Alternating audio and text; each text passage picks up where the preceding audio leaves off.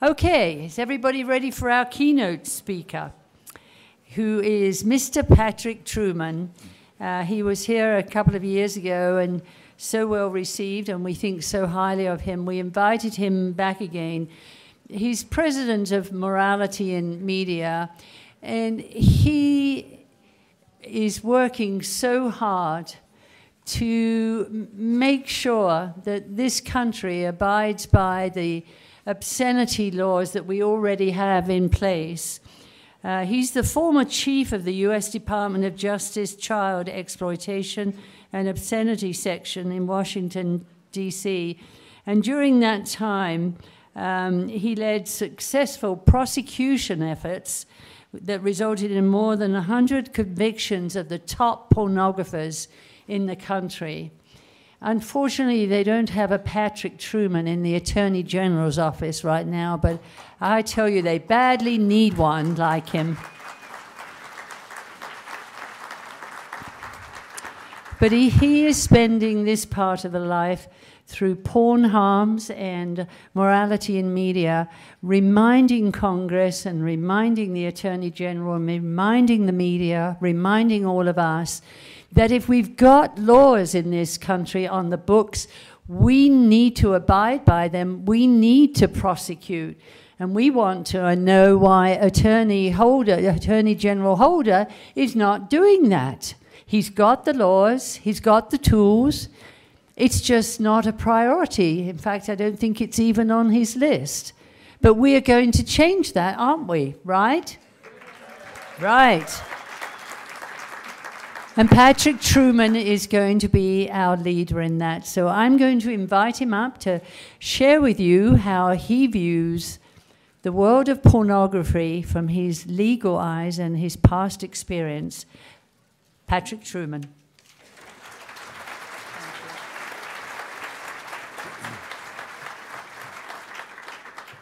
Well, thank you very much, Pamela.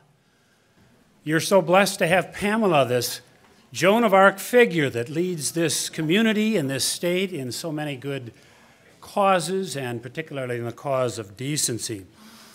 And Utah is a unique state. There's no state like it. I can't think of another state in the union where you would get 1,100 to 1,200 people to come out for this issue.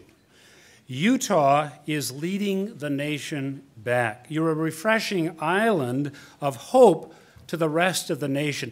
And that's a tribute to Paula and to the Utah Coalition Against Pornography, to the LDS Church, and to other denominations that are working so hard on this. It's a tribute to some key politicians like Orrin Hatch, who's been a leader, and to some key law enforcement people like your former United States Attorney, Brent Ward. And it is a tribute to everyone in this room or out who has so much as lifted a finger in the cause of decency over these many years. Well, Pamela, I appreciate that nice introduction, and I've done speeches for a number of years, and I'm always amused at the introductions I get. I've had a few doozies. One time I was the banquet speaker, and the group thought it would be a good idea to have their oldest member introduce me. And he was a very elderly gentleman. I was sitting next to him. I could hardly hear what he was saying. And he went through this long introduction, sort of mumbling into the microphone. And finally, one of his friends in the back stood up and said, "Fred, we can't hear a word you're saying." And Fred looked up over his glasses and said, "He's the pornographer." Another time I was a banquet speaker and I was supposed to give the keynote address, and there was actually going to be 2 talks at this banquet. I was the keynote, and then they were going to give a few closing remarks by the local pornographer who had just come to the Lord. And introducing us was this fire and brimstone Baptist preacher. And everybody knew that I was going to be the first speaker. It said in the program, everybody on the dais knew that I was the first speaker. Everybody, that is, except the Baptist preacher who got this confused. And he got up to introduce me, thinking he was introducing the other guy. And he says, unknown to the audience who he was introducing, he gets up and he says, "Our first speaker has led a life of filth and degradation." I'm looking wallowing in sin, greed, lust, uncaring about any other human being. I turned to the pornographer and I said, "Would you mind going first?" Well, as you've heard, I've been involved in this issue for quite a number of years. I think it's been 28 years, and back then the battle was much different. There were lots of groups fighting for decency and against pornography all across America. It was a time when our laws were vigorously enforced, and pornographers were on the run, and many of them went to jail. But those efforts stopped in many respects, in many places throughout the country. Those efforts were halted because many of the leaders of those groups and the people involved in those groups turned to other battles, worthy battles, the battle against abortion, the battle for preservation of marriage. But the war against pornography is not a sideshow. It's not a different path from those other sexually related issues. And anyone who doesn't see the connection, the link, isn't thinking through these issues. What we're fighting, what we're all fighting in these various campaigns, is the sexual revolution. Now, that's a dignified name, but the sexual revolution is really an insurrection against Almighty God and His plan for the human body and His plan for sexuality. The Mormon Church understands this very well and has unparalleled programs underway to teach and to win these battles. I'm proud to say that the Executive Director of Morality and Media is a well-trained Mormon, and the porn industry is beginning to regret that. The Catholic religion understands this very well. Before he died, John Paul II left a body of work for that church called the Theology of the Body. And that's a wonderful term. It's a lengthy, biblical-based study on God's plan for the human body. God's plan, based on the Bible, for sexuality. And if you read the Bible, you cannot escape the fact that God has a plan for sexuality. And you cannot escape the fact that the nation that refuses to abide by that plan is on a certain path to destruction. And we are that nation. In response to the Dr. Herman Gosnell baby murders in the last week, one medical doctor was on a prominent television show that I happened to catch. And he said the pro-family movement is going to completely misinterpret this verdict on infanticide. He said what the verdict really demonstrates is that we need much more sexual education in America, particularly among the youth. We need widespread distribution of contraception and far easier access to abortion throughout the country. I don't think so. Where else could the sexual revolution lead but to Kermit Gosnell? The sexual bombardment of our children and society during these 50 or 60 years of the sexual revolution has numbed and nearly destroyed America. We're tired of hearing from the sexual revolutionaries. We're not going to listen to these rulers of darkness. Their ways have led to divorce, to sexually transmitted diseases, to sexting, sex trafficking, infanticide, and suicide. Instead, maybe these revolutionaries ought to hear from us. If they did, they'd hear words like purity, holiness, love, faithfulness, family, decency, and joy. Those are the byproducts of following God's law. Let's look at how indispensable pornography has been to the success of the sexual revolution. Hugh Hefner and Larry Flint and all these prominent pornographers have successfully sold the notion to America and to much of the rest of the world that pornography is an emblem of freedom. to be honored.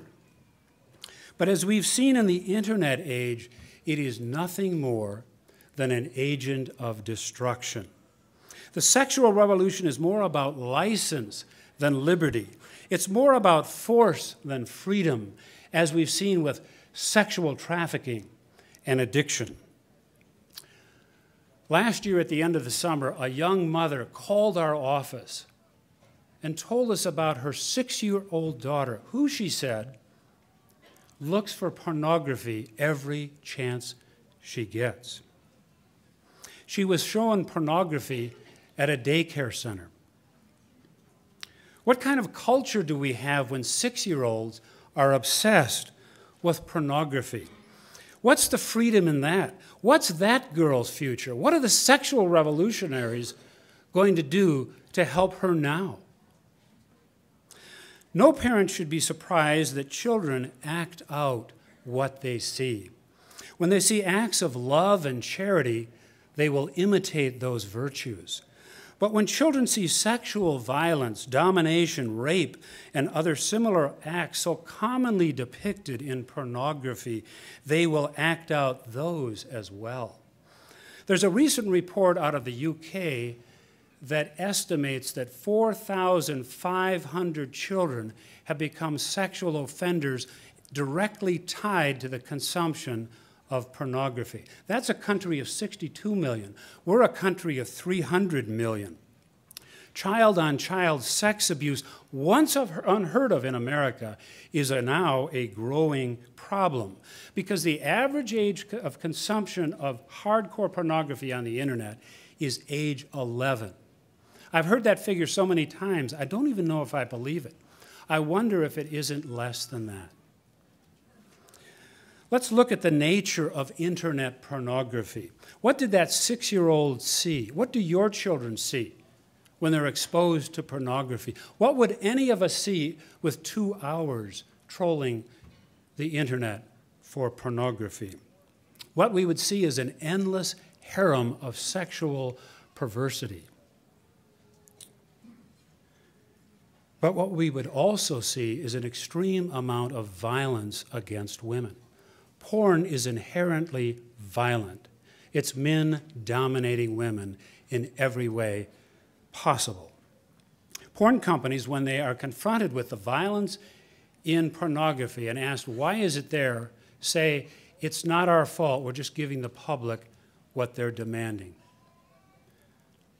And actually, I believe them, because what they are reflecting is what people desire after spending time on the internet.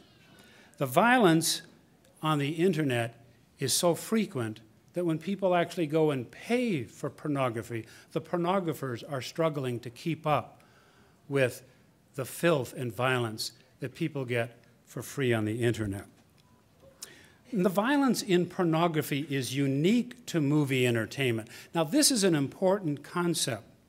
Everybody knows that Hollywood violence is not real. Even kids know that when someone's shot and killed, it's not real. But the violence in pornography is real. The slapping, the fist beatings, the gagging, the sexual attacks by multiple men not only look real, but they are real. And the audience understands this authenticity. And the audiences today are acting out what they see because it's having a powerful influence on conduct.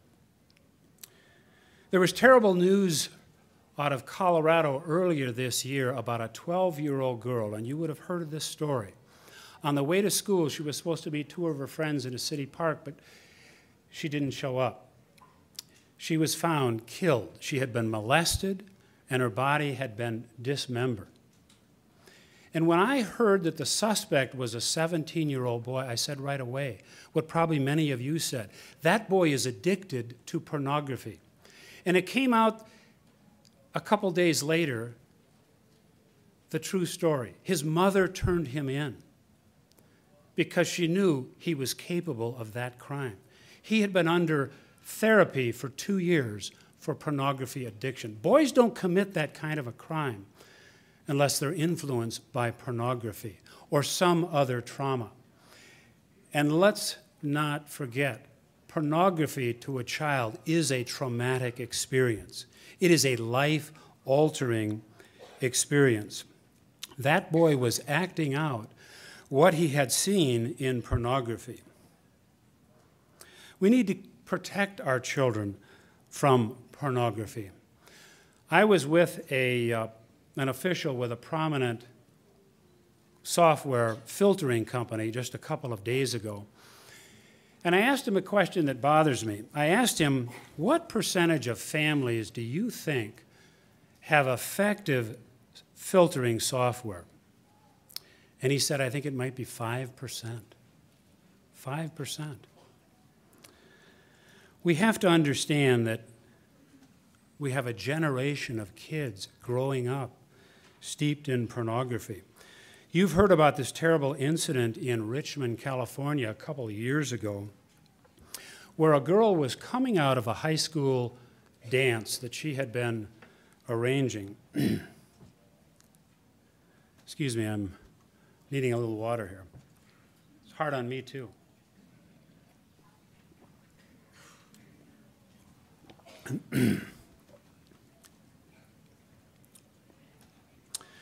But she had been raped coming out of this by a circle of boys who stood around her and raped her and then videotaped the results. I heard a pediatrician, a prominent pediatrician, professor at the University of North Carolina, talk about that, and she said that what happens is that pornography is normalizing sexual harm to children. Dr. Cooper warns that the damage that kids get inflicted is in the prefrontal cortex of the brain. She says that's the home of good judgment, common sense, impulse control, and emotion. And that part of the brain has to develop right. But if it doesn't, that child is in for a lifetime of trouble. You hear similar stories elsewhere. There was a story of a gal in San Jose, California, that committed suicide because she had passed out at a party and was raped by her classmates, and the classmates took pictures and sent those pictures around by cell phone. Now, that's called sexting, and many of you are familiar with that. But when you think about what sexting is primarily children producing and distributing child pornography. That's a serious federal and state offense.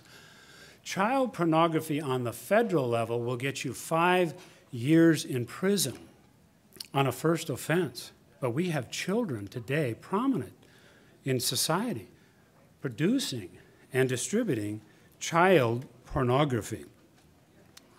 The harms of pornography have now reached virtually every family in America. We all have to be concerned. We can't say, well, our family is religious.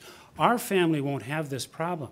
You can control your kids perhaps when they're in your home, but they don't stay in your home. Their friends have pornography on their computers. Their friends have pornography on their smartphones. Pornography is now more popular than baseball. And in fact, it's become America's pastime.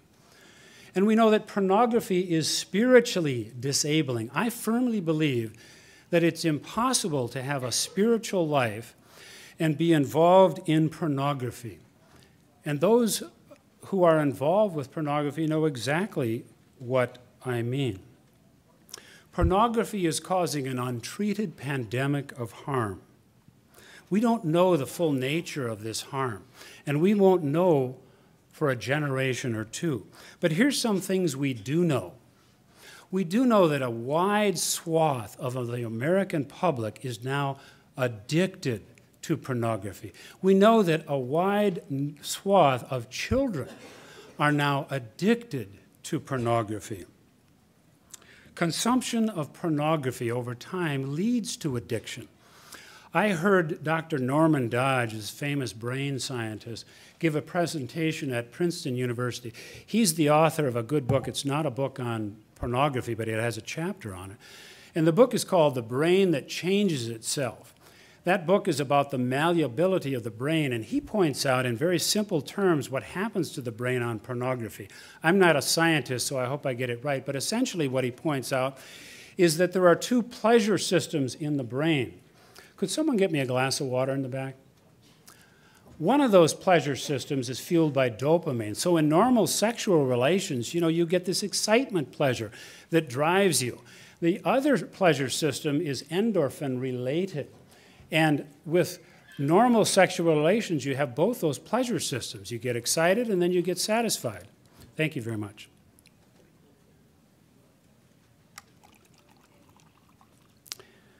But with pornography, you only get the excitement pleasure system that is activated. Now, so here's what happens. Men, or women for that matter, that just line them up and we're going to...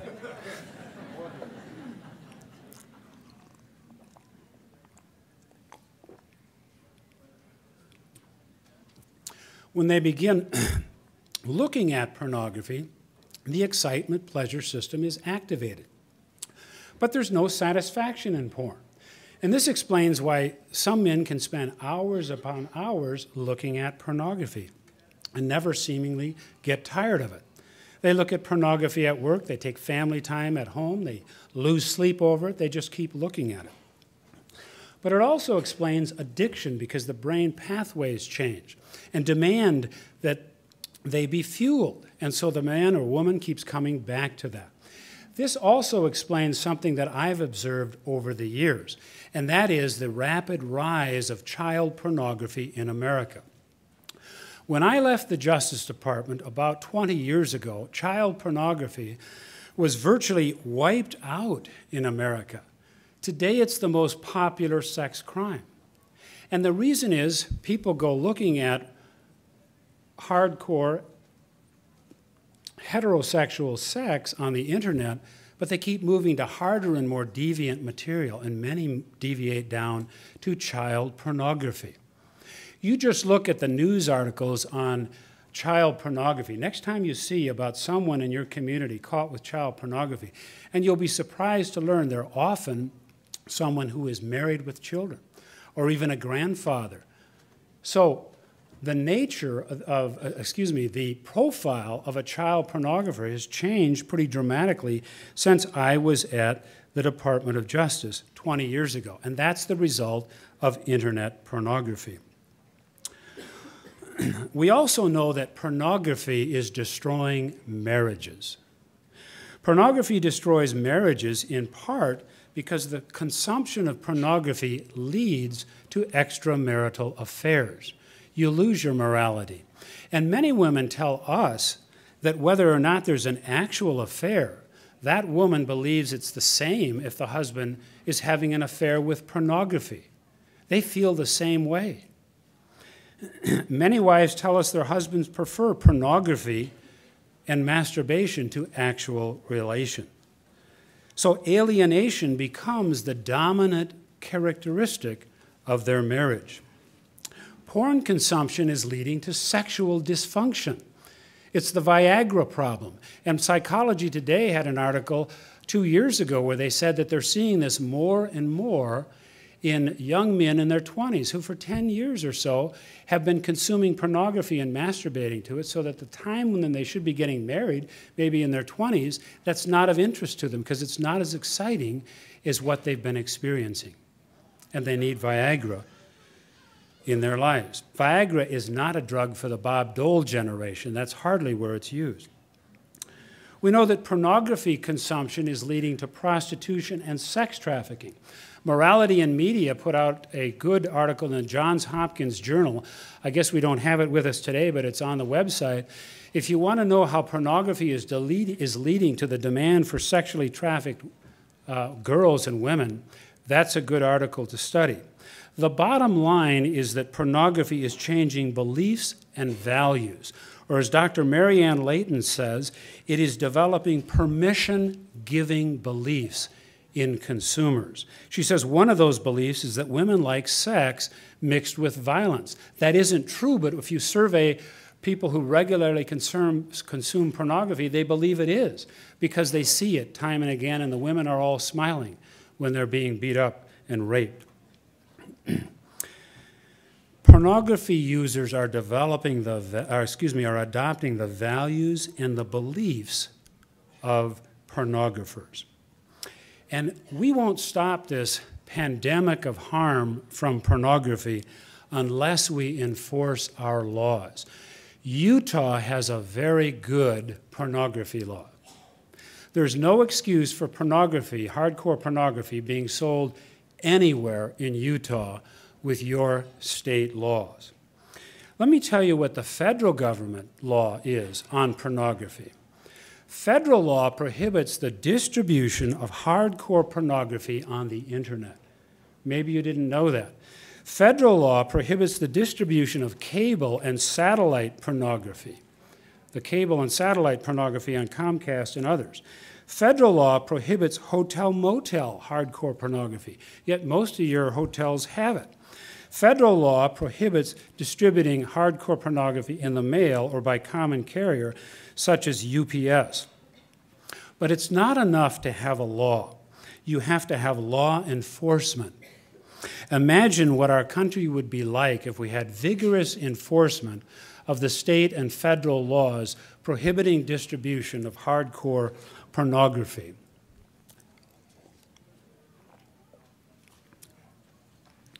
The United States Attorney General Eric Holder refuses to enforce pornography laws. And he controls 93 United States attorneys who are supposed to be on his agenda. These United States attorneys are in every state in the union. You have one right here in Salt Lake City. We've made Eric Holder #1 on Morality and Media's Dirty Dozen list of pornography facilitators. That list is in your packet that you received when you registered. And that's because he shut down the office that was charged with prosecuting pornography and protecting your kids from pornography. John Adams said, "We are a nation of laws, but not of men." However, we are a nation, I would say, of men and not of laws if the man in charge of enforcing those laws won't do it.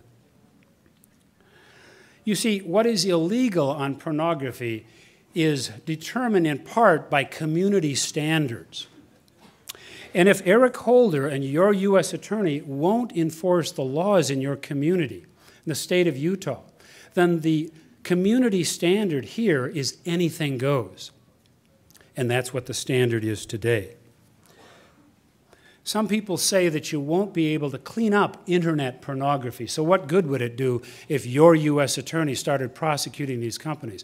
Well, you won't clean up the internet if you don't start. Do you know that there's only a handful of companies that control virtually all the commercial pornography sites on the internet?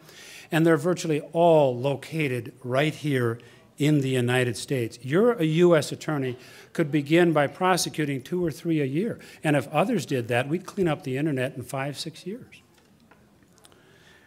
Do you know that there's only one company that controls all the hardcore pornography in hotels and motels, regardless of the hotel chain? That company is called LodgeNet out of South Dakota. Your U.S. attorney could prosecute that company right here because they're distributing hardcore pornography in Utah, in many hotels. And let me tell you about the impact that a U.S. attorney can have.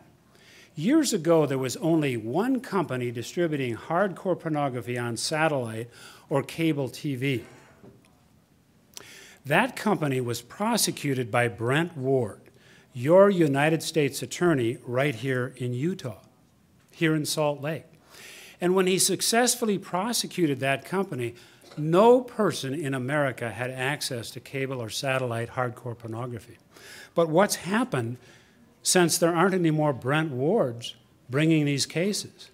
You know what Comcast looks like today, or Verizon, or your cable company. There's many, many illegal pornography channels. That could stop with a couple of well-placed prosecutions. Just think what would happen if the Salt Lake City police announced they weren't going to prosecute any more sex crimes. Wouldn't you expect sex crimes to dramatically increase in this community? Well, of course you would, and that's what's happened with pornography on the internet and elsewhere. And speaking of people who don't do their job, I want to mention the name of Julius Janikowski. He is the chairman of the Federal Communications Commission. They are the guardian of TV decency. You see, federal law prohibits indecent material on broadcast TV. That law was written before cable TV, so it doesn't prohibit it there. But NBC, Fox, CBS, and ABC are all prohibited from having anything that's indecent or profane. That's what the law says. But Julius Janikowski, who was appointed by President Obama, has refused to enforce that law for 4 years, the 4 years he's been in office. And now that he's leaving office, just before he's leaving office, he has proposed a change which the broadcast industry has been wanting for years. And that change would say that isolated incidences of nudity and profanity are okay when kids are in the audience. That's the standard. And can you imagine what will happen to broadcast TV if these acts are officially sanctioned by the Federal Communications Commission?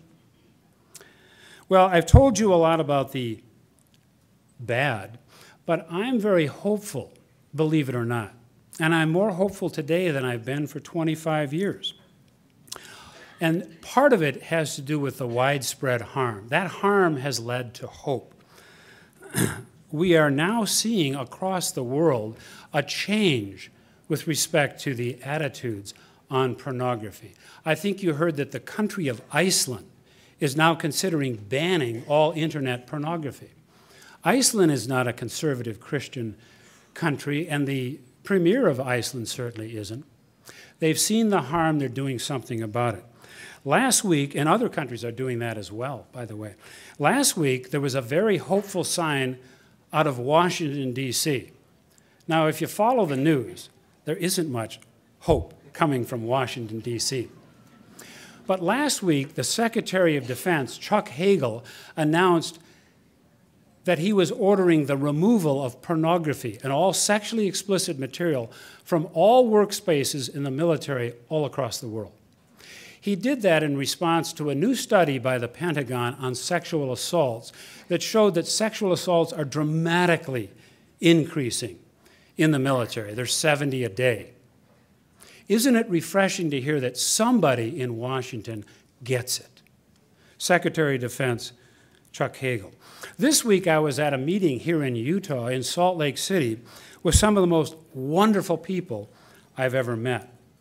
Activists from the state of Utah who have started national movements against pornography and for decency and to help people who are troubled and harmed by pornography. Fight the New Drug was there.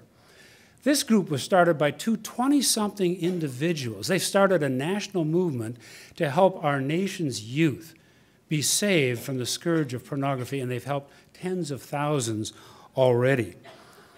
Jan Gabbert was there from Women for Decency. She started these groups of Women for Decency all across America. Now, I saw that develop 25, 30 years ago, and they disappeared. She's not afraid to start it once again. SA Lifeline was there. This is a group that if you have a problem with pornography in your marriage, you should connect up with. Utah is giving the nation hope. I want to ask you, what are you called to do? Because you are needed today. Here's a plan. First, start with yourself. Learn to hate pornography. Learn to hate pornography.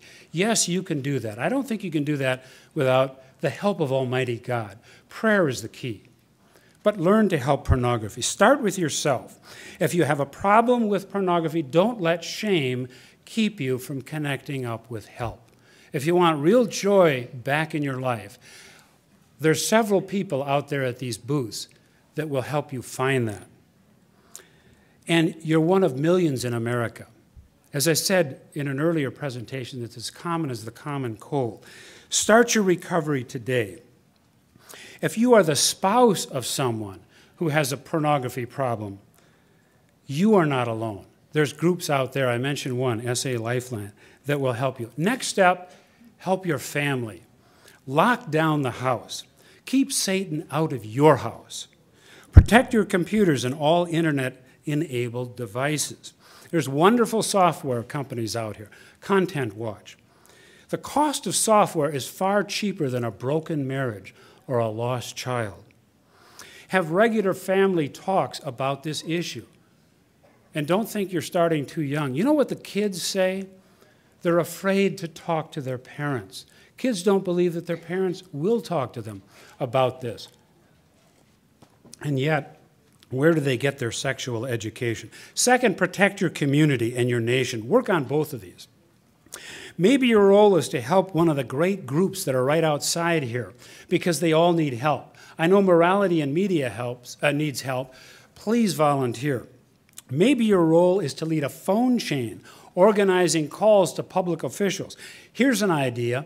As I said, the Federal Communication wants to change the standard for enforcement, but right now there is an opportunity to weigh in, to put your opinion in on whether you want enforcement of indecency standards weakened for broadcast television.